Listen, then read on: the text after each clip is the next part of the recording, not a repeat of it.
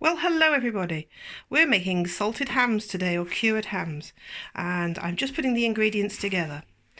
Mainly it's sugar, various size salt, some flavouring, two beautiful home-reared pork hams, and a little saltpetre. I've got 5 kilos there. I think I've got enough to kill the world there, actually.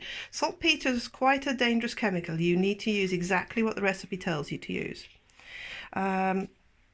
So we've got our home-reared, pasture-reared hams that I've skinned, and we're going to use 4 kilos of sugar, 4 kilos of salt of different sizes. Then we've got 100 grams of black pepper.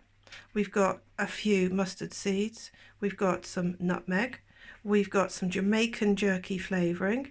And what's that one? Oh, that's chili powder. So the first thing we need to do is get a large enough container to put it all in, which we have there. Look at that, see? Big container. So now we're going to pour the salts together into the container. Right, we've now poured in the different salts. We've got a coarse salt, we've got a finer salt, we've got sugar, and that all needs mixing together. And I've got some pink Himalayan salt at the bottom as well. So all that needs to be mixed together thoroughly. And we also need to add in our 50 grams of saltpetre, which I'm now going to mix really thoroughly. So now we have got all the mixture together. I've used a wooden spoon to stir it thoroughly. We've got the rock salt, we've got everything in there. Now I don't tell you about the 5 kilos of saltpetre being enough to kill the world. It is a very dangerous subject. Some people refuse to have it in their products. Other people understand that it's part of making bacon, and it's in celery and various other things naturally. It really does take a very small amount of saltpetre to actually kill a human. So you do need to know exactly how much you need. I have got more than my lifetime's worth there of saltpetre. So now we're going to put our hams in this mix. But first of all, it is ready like that if you just want a plain basic dry cure. But I want a bit of flavour. So I'm just going to add in my flavours, and then I'm going to stir that thoroughly in once again.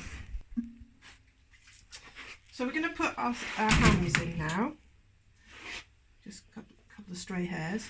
So the idea is to rub your cure in and pack it in where the bones are. So I'm going to pack that in really well at the end there where the bones are.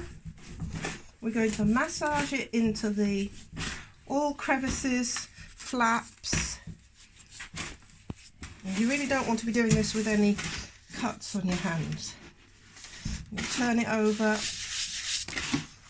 rub it in really, really well, push some up the ends into any flaps. There's a flap there, so I'm going to put some into it. And that's it. That's one done. Now we're going to get the second one. And what this is going to do, the salt is going to draw out one of the components that bacteria like to make meat go off, which is water. Bacteria need food.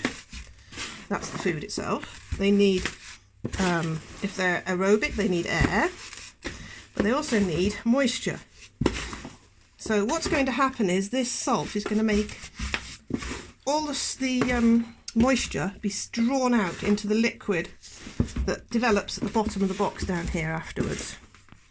So by pushing this in, the salt is drawn in to where the liquid was, and the salt then preserves the meat because the bacteria don't live in the salted area. So like I said, there was water in the tissue before, the salt pulls it out, and the salt goes in to the space that was there. So that is the science. It's difficult, isn't it? The science of it. There's a wasp around me. Go away, Mr. Wasp. So now what I'm going to do is make a little hollow for it.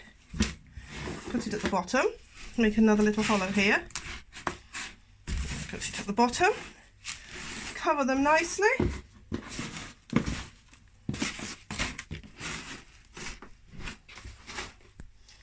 And then they'll be left. I'm going to turn them every single day.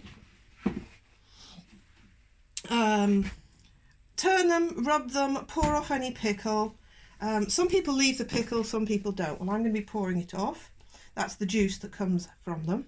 Or you can lift them up and put them on a wooden slatted board inside, which I don't have, it's packed. I also have a beautiful wooden salting tray, which I've seemed to have packed away as well at the moment.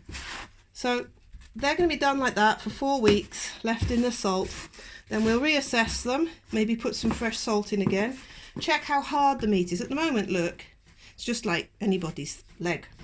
It's quite bouncy. But once it's removed the water and the salt's gone in, it will be more like pushing the side of the box. It'll be quite a hard thing. And that's when you know it's happening, it's going well. Now in Spain, they can leave them packed in salt for up to a year. So I'm going to go for 4 to 6 weeks now, see how it goes, use my eye, and then you'll wash it off. You might want to pack it again, or you might want to dry it. We'll see what happens next. But you go and look on the internet, there's tons of recipes. This isn't really a recipe on do it like me. This is what I'm doing today. It's this easy. You go out there, find yourself a recipe, choose the ingredients. You might want to use treacle, you might want to use brown sugar, you might want to use garlic, you might want to use fresh herbs. You go get your herbs and your ingredients, your salts and sugars. Find the best quality meat you can find, whether it's your own that you've grown or from a specialist butcher. It is this easy. You'll see within a few hours liquid drawing out. You'll see this get wet. You need to make sure that the salt is always in contact with the meat, because sometimes a crust can develop, the meat will shrink down, and then you need to just break the crust, pack it, again check that the meat has got salt and sugar on it. So basic rule of thumb, it's about half as much sugar, half and half, so half sugar, half salt. A little bit less sugar sometimes, and that is it, 50-50. But you go find your recipe, find your ingredients, and you give it a go. Thank you so much for watching. Please like, subscribe and share. Now I've got to go and find a place to put this. You know what I'm going to do? I'm going to cover it up with an old muslin cloth, which probably has seen better days. They'll get really stained because I use them for all sorts of things in the kitchen. That's now covered up. And I'm going to disappear, tidy up. Thanks for watching. Please like, subscribe, add a comment if you can. And watch out for tomorrow, because who knows what tomorrow brings on our channel. Bye bye.